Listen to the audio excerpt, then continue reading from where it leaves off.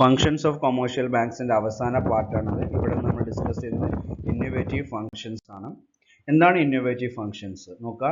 The adoption of information and communication technology enables the banks to provide many innovative services to customers such as, അതായത് നമ്മുടെ ഈ information ടെക്നോളജിയുടെയും IT അതായത് communication information communication ടെക്നോളജിയുടെ വൻതോതിലുള്ള വലിയൊരു മാറ്റം നമ്മുടെ ബാങ്കിങ് സെക്ടറിൽ വലിയൊരു ചേഞ്ചസ് ആണ് കൊണ്ടുവന്നത്.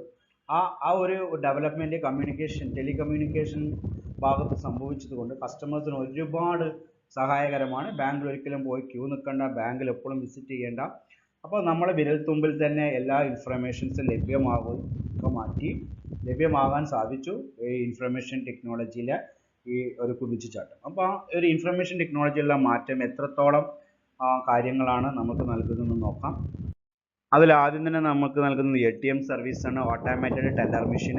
പരീക്ഷയ്ക്ക് 2 മാർക്കിന് ഏറ്റവും കൂടുതൽ ചോദിക്കാൻ സാധ്യതയുള്ള ചോദ്യമാണ് ATM എന്ന്. നമുക്കത് പറയാത്തത് നിങ്ങൾക്ക് വളരെ കൃത്യമായിട്ട് അറിയാം. 24/7 അല്ലേ, ഏത് രാത്രിയിലും എപ്പോൾ വേണമെങ്കിലും നമുക്ക് ക്യാഷ് എന്ത് ചെയ്യുക, വിത്ഡ്രോ ചെയ്യാവുന്ന ഒന്നാണ് എന്ത് ATM. അപ്പോൾ നിങ്ങൾ ജസ്റ്റ് എന്താണ് ഇതിൽ പറയുന്നത്, automated teller machine is electronic telecommunication devices that enable the client of the banks to perform financial transaction by using the plastic card. The automatic teller machine are established by banks to enable its customers to have anytime money. It is used to withdraw the money, check the balance. ഇത് വളരെ important ആണ്. Automatic teller മെഷീൻ്റെ ഉപയോഗങ്ങൾ എന്തൊക്കെ ചോദിച്ചു കഴിഞ്ഞാൽ നമ്മൾ ഇത് മാത്രം പറഞ്ഞാൽ പോരാ.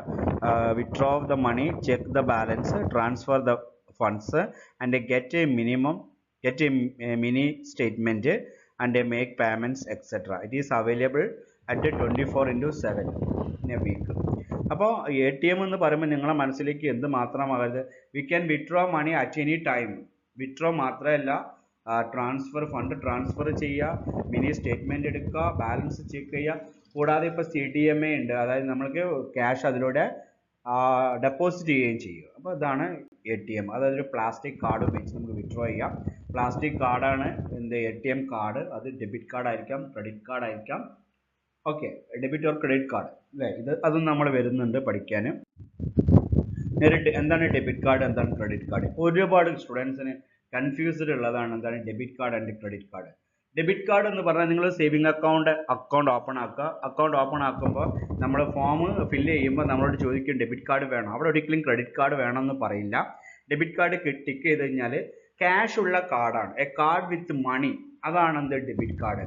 നിങ്ങൾക്ക് 5000 രൂപയുടെ നിങ്ങളുടെ ബാങ്കിൽ ഡെപ്പോസിറ്റ് ഉണ്ടെങ്കിൽ ഡെബിറ്റ് കാർഡ് ഉപയോഗിച്ചിട്ട് ക്യാഷ് വിത്ഡ്രോ ചെയ്യാം.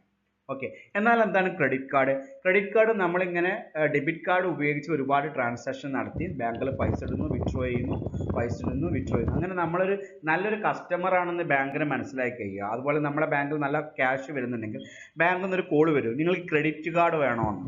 ക്രെഡിറ്റ് കാർഡ് വേണമെന്ന് ചോദിച്ചു കഴിഞ്ഞാൽ ബാങ്ക് നമ്മൾക്ക് ലോണാണ് തരുന്നത്. ലോൺ തരിക എന്ന് പറഞ്ഞാൽ ചിലപ്പോൾ ഒരു 25,000 രൂപയുടെ ക്രെഡിറ്റ് കാർഡ് ആയിരിക്കും.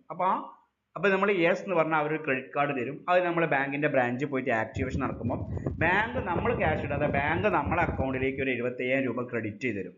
ഇവിടെ നമ്മൾ എന്ത് ചെയ്യും, ഈ ക്രെഡിറ്റിൻ്റെ കാർഡിൽ ഏറ്റവും വലിയ പ്രത്യേകത, ക്രെഡിറ്റ് കാർഡ് ഉപയോഗിച്ചിട്ട് 75,000 രൂപ നമുക്ക് ക്യാഷ് ആയിട്ട് വിത്ഡ്രോ ചെയ്യാൻ പറ്റില്ല. അത് നമ്മുടെ ബുക്കുകളിലൊന്നും പറയുന്നില്ല, അതിന് പ്രാക്ടിക്കൽ സെൻസ് ആണ് പറയുന്നത്. 75,000 രൂപ നമ്മൾ ക്രെഡിറ്റ് ചെയ്യുമ്പോൾ ഈ ക്രെഡിറ്റ് കാർഡ് ഉപയോഗിച്ചിട്ട് നമുക്ക് ഒരിക്കലും വിത്ഡ്രോവൽ പോസിബിൾ അല്ല, മോണിറ്ററി ആയിട്ട് പണമായിട്ട്. പക്ഷേ ഈ ക്രെഡിറ്റ് കാർഡ് ഉപയോഗിച്ച് നമുക്ക് ധാരാളം പർച്ചേസ് നടത്താം. പർച്ചേസ് നടത്തി കഴിഞ്ഞാൽ ചില ബാങ്കുകൾ 15 ദിവസമോ 20 ദിവസം കഴിഞ്ഞിട്ട് നമുക്ക് എന്ത് ചെയ്യാം, ആ ക്യാഷ് ബാങ്കിൽ തന്നെ ഡെപ്പോസിറ്റ് ചെയ്യാം. ഇനി നമ്മളിപ്പോൾ ഒരു മൊബൈൽ ഫോണൊക്കെയാണ് ക്രെഡിറ്റ് കാർഡിന് വെച്ച് കഴിഞ്ഞാൽ നമ്മളിപ്പോൾ പർച്ചേസ് ചെയ്ത് ചിലവർക്ക് 30 ദിവസം പീരീഡ് കൊടുക്കും. 30ാമത്തെ പീരീഡ് നമുക്ക് ബില്ല് വരും, നിങ്ങളിങ്ങനെ ക്രെഡിറ്റ് കാർഡ് ഉപയോഗിച്ചിട്ട് സാധനം മേടിച്ചിട്ടുണ്ടെന്ന് പറയും. അപ്പോൾ 30ാം തീയതി ആകുമ്പോഴേക്കും നിങ്ങളോട് ഇത്രയും ബാലൻസ് നിങ്ങൾ ക്രെഡിറ്റ് കാർഡിൽ കീപ്പ് ചെയ്യണമെന്ന് പറയും. അപ്പോൾ അത് ഇല്ലെങ്കിൽ നമ്മൾക്ക് പെനാൽറ്റി കൊടുക്കും, അത് ഇതിൻ്റെ ഒരു ഭാഗമാണ്. രണ്ടാമത്തത്, നിങ്ങൾക്ക് ആ ക്രെഡിറ്റ് കാർഡ് ഉപയോഗിച്ചിട്ട് EMI ആയിട്ട് സാധനം വാങ്ങാം. ഓരോ മാസം നിശ്ചിത തുക കൊടുത്താൽ മതി. ഇതാണ് credit card. Credit card bank തരുന്ന പൈസയാണ്. ഡെബിറ്റ് കാർഡ് എന്ന് പറഞ്ഞാൽ നമ്മളെ പൈസ. ക്രെഡിറ്റ് കാർഡ് പറഞ്ഞാൽ ലോണാണ്. ക്രെഡിറ്റ് എന്ന് പറയുമ്പോൾ ലോൺ എന്നുള്ള അർത്ഥമല്ല. അത്ര മാത്രമുള്ള നോട്ട് നിങ്ങൾ എഴുതിയിരിക്കുക, നിങ്ങൾക്ക് കാര്യം മനസ്സിലാകും. പിന്നെ ടെലി ബാങ്കിങ്, ഇപ്പോൾ ഇത് ഇല്ല ശരിക്കും. ടെലി ബാങ്കിങ് എന്ന് പറഞ്ഞു കഴിഞ്ഞാൽ സാധാ നമ്മുടെ വീട്ടിലുള്ള പഴയ ലാൻഡ് ഫോൺ ഉപയോഗിച്ചിട്ട് ബാങ്കിങ് ട്രാൻസാക്ഷൻ നടക്കുന്നതാണ്. ഇത് കുറേ ബുദ്ധിമുട്ടുണ്ട് അല്ലേ, ആളുകൾ ചീറ്റ് ചെയ്യാൻ സാധ്യതയുണ്ട്. ഇതിപ്പോൾ നിലവിലില്ല ഇങ്ങനത്തെ ഒരു ഫിനാൻഷ്യൽ ട്രാൻസാക്ഷൻ. പിന്നെ അതിലേക്ക് കൂടുതൽ വരുന്ന മൊബൈൽ ബാങ്കിങ് ആണ്. ഇപ്പം ഇന്റർനെറ്റ് ബാങ്കിങ് വളരെ ഇമ്പോർട്ടൻ്റ് ആണ്. ഇന്റർനെറ്റ് ബാങ്കിങ് 2 മാർക്ക് സെക്ഷനിൽ ചോദിക്കുക. ഇന്റർനെറ്റ് ബാങ്കിങ്ങിന് ഏതൊക്കെ പേരിൽ അറിയപ്പെടും? ഓൺലൈൻ ബാങ്ക് എന്ന പേരിൽ അറിയപ്പെടും, ഇന്റർനെറ്റ് ബാങ്കിങ് എന്നറിയപ്പെടും, ഇ ബാങ്കിങ് എന്നറിയപ്പെടും. ഇന്ന് നമ്മൾ ചെയ്യുന്ന ബാങ്കിങ് ട്രാൻസാക്ഷൻ്റെ ഒരു 60% നമ്മൾ ഇന്റർനെറ്റ് ബാങ്കിങ് ആണ് ചെയ്യുന്നത്. ഇന്റർനെറ്റിന്റെ സഹായത്തോടു കൂടി നമ്മൾക്ക് നമ്മുടെ ലാപ്ടോപ്പിൽ, പി സിയിൽ, പേഴ്സണൽ കമ്പ്യൂട്ടറിൽ, മൊബൈൽ ഫോണിലെല്ലാം ഇന്റർനെറ്റ് ഫെസിലിറ്റീസ് ഉണ്ടാകുമ്പോൾ നമുക്ക് ബാങ്കിങ് ട്രാൻസാക്ഷൻ ചെയ്യാം. ഇന്റർനെറ്റിന്റെ സഹായത്തോടു കൂടി നമ്മൾ ചെയ്യുന്ന ബാങ്കിങ് ട്രാൻസാക്ഷനെ നമ്മൾക്ക് എന്ത് വിളിക്കാം? ഇന്റർനെറ്റ് ബാങ്കിങ് എന്ന് വിളിക്കാം. അതിനുപയോഗിക്കുന്ന ഡിവൈസസുകളാണ് മൊബൈൽ ഫോൺ ആയിരിക്കാം, ടാബ് ആയിരിക്കാം, ലാപ്ടോപ്പ് ആയിരിക്കാം, പി സി ആയിരിക്കാം, whatever it is. I hope you understood. ഇനി പറയുന്നത് ബാങ്ക് ഇൻഷുറൻസ് ആണ്. ബാങ്ക് ഇൻഷുറൻസ് 2 മാർക്കിന് ചോദിക്കാം. അതായത് വളരെ സിമ്പിൾ ആണ്. അതായത് it means the delivery of insurance product through banking channel. ബാങ്കിന്റെ പ്രധാനപ്പെട്ട പരിപാടി എന്താണെന്ന് ചോദിച്ചു കഴിഞ്ഞാൽ നമുക്ക് എല്ലാവർക്കും അറിയുന്നതാണ്. അത് ഡെപ്പോസിറ്റ് സ്വീകരിക്കുക, ആ പൈസ എടുത്തിട്ട് ലോൺ കൊടുക്കുക, ഇതാണ് മെയിനായിട്ട്. പക്ഷേ ഇവർ ഇതല്ലാതെ ഇൻഷുറൻസിന്റെ കച്ചവടം കൂടി തുടങ്ങിയാൽ നമ്മൾക്ക് എന്ത് വിളിക്കാം? അതിനെ ബാങ്ക് ഇൻഷുറൻസ്. ഒരു ബാങ്ക് ഇൻഷുറൻസ് പ്രൊഡക്റ്റുകൾ വാങ്ങുകയോ വിൽക്കുകയാണെങ്കിൽ അതിനെ വിളിക്കുന്ന പേരാണെന്ത്? Bank insurance. ഞാൻ ഈ പോയിന്റ് ഇട്ടോടത്ത് മാത്രം നിങ്ങൾ പഠിച്ചാൽ മതി. പിന്നെ പറയുന്നത് മൊബൈൽ ബാങ്കിങ്. ഇന്ന് നമ്മൾക്കറിയാം എല്ലാ കാര്യങ്ങളും മൊബൈലിലൂടെയാണ് നടക്കുന്നത്, അല്ലേ? എവ്രിതിങ് ഒരു മനുഷ്യന്റെ ഒരു അവയവമായി മാറിയിട്ടുണ്ട് മൊബൈൽ ഫോൺ. നമ്മൾ ഒരു മിനിറ്റിൽ അല്ലെങ്കിൽ ഒരു 5 മിനിറ്റിൽ ചിലപ്പോൾ 2 പ്രാവശ്യമെങ്കിലും മൊബൈൽ ഫോണിൽ നോക്കാം. ചില ആളുകൾ 5 മിനിറ്റിൽ മൊബൈൽ ഫോണിൽ തന്നെയായിരിക്കും. അപ്പോൾ ഇന്ന് everything is available in the mobile phone.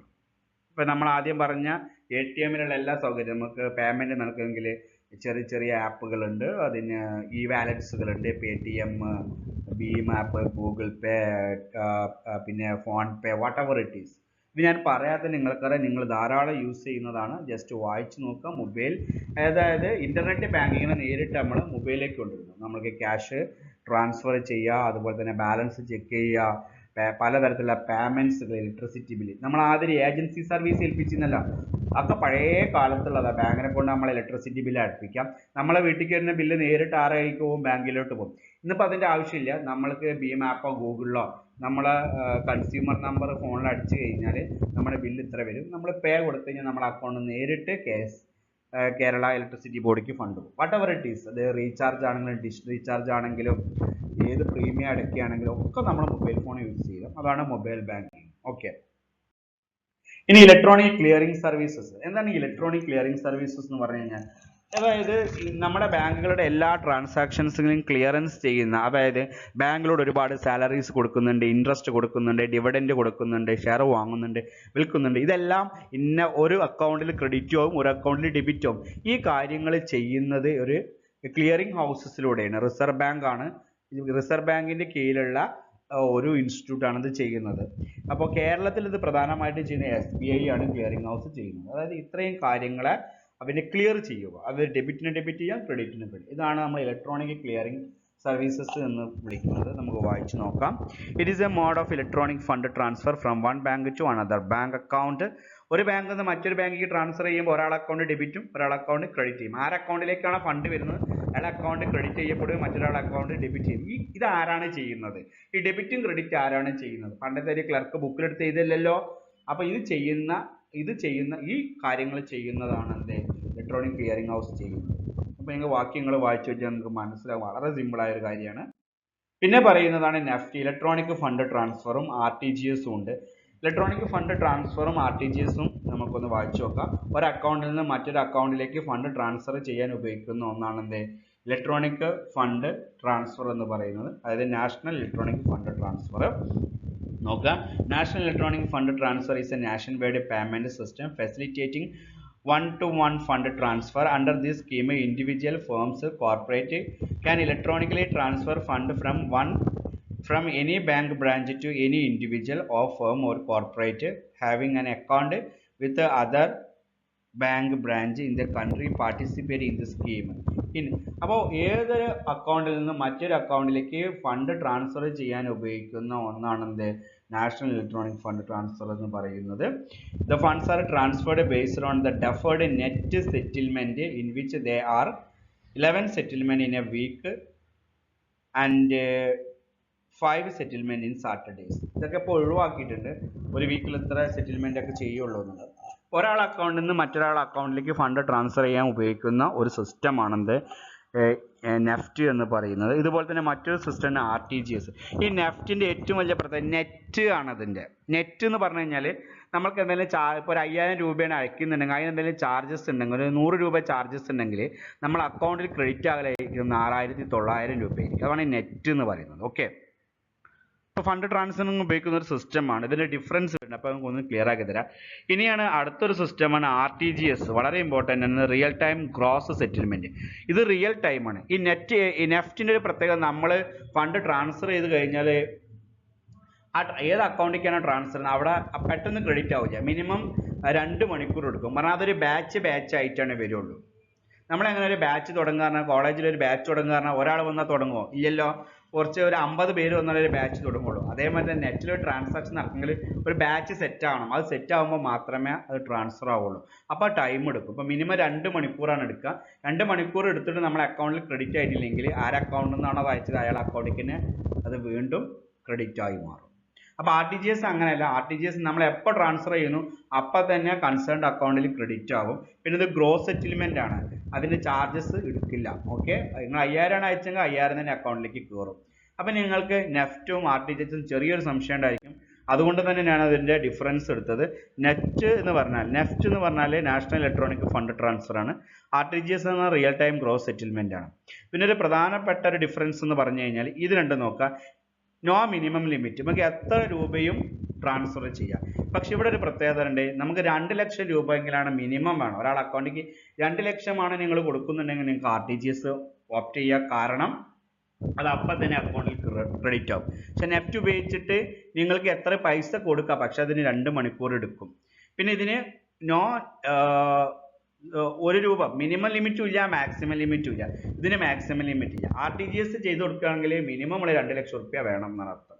പിന്നെ ഇതിൻ്റെ ടൈമിംഗ് പറയുന്നുണ്ട്. ഇന്ന ടൈമിലാണ്, അതായത് രാവിലെ 8 മണി മുതൽ വൈകുന്നേരം 6:30 വരെയാണ്. അത് സാറ്റർഡേ 12:30 വരെ ഉണ്ടാവുള്ളൂ രാവിലെ തുടങ്ങിയാൽ. ഇത് തുടങ്ങുന്നത് 9 മുതൽ 4:30 വരെയാണ്. പിന്നെ ശനിയാഴ്ച 1:30 വരെയാണ്. ഇപ്പോൾ ഇത് ഈ ടൈം ലിമിറ്റ് ഒക്കെ എടുത്ത് ഒഴിവാക്കിയിട്ടൊന്ന് കേൾക്കുന്നുണ്ട്. പിന്നെ transaction happen in the batch basis. അപ്പോൾ അതുകൊണ്ട് സ്ലോ ആകും. കാരണം എന്താണ്, നമ്മൾ പറയുന്ന ഒരു ബാച്ച് തുടങ്ങുക 10 ആളാണ് ഉണ്ടെങ്കിലേ ബാച്ച് തുടങ്ങുള്ളൂ. പറഞ്ഞാൽ ഒരാൾ വന്നാൽ അപ്പോൾ തുടങ്ങുമോ? ഇല്ല, ആ 10 ആളായാലേ തുടങ്ങുള്ളൂ. അപ്പോൾ ഇവിടെ ഒരു ബാച്ചിൽ ഇത്ര ട്രാൻസാക്ഷൻ വന്നാലേ ഫണ്ട് കയറുള്ളൂ. അപ്പോൾ അത് ടൈം എടുക്കും. ഇതല്ല, ഇത് ട്രാൻസാക്ഷൻ ഒരാളാണെങ്കിലും ഒരൊറ്റ ട്രാൻസാക്ഷനാണ് പാസിങ് അപ്പം തന്നെ നടക്കും. അപ്പോൾ I hope you understood. NEFT ആണോ RTGS ആണോ ബെറ്റർ ചോദിച്ചു കഴിഞ്ഞാൽ RTGS ആണ്. പക്ഷേ RTGSൻ്റെ ഏറ്റവും വലിയൊരു പ്രശ്നം എന്ന് പറഞ്ഞാൽ RTGSലൂടെ നമ്മളൊരു ഫണ്ട് ട്രാൻസ്ഫർ ചെയ്യുന്നത് ആ ഫണ്ടിന് മിനിമം 2 ലക്ഷം റുപ്യ വേണമെന്നുണ്ട്. ഓക്കെ, ഇത്രയും കാര്യങ്ങളൊന്ന് 2 പ്രാവശ്യം വീഡിയോ കേൾക്കുക, നോട്ട് ചെയ്യുക, ഡൗട്ട് ഉണ്ടെങ്കിൽ എന്നോട് ചോദിക്കുക.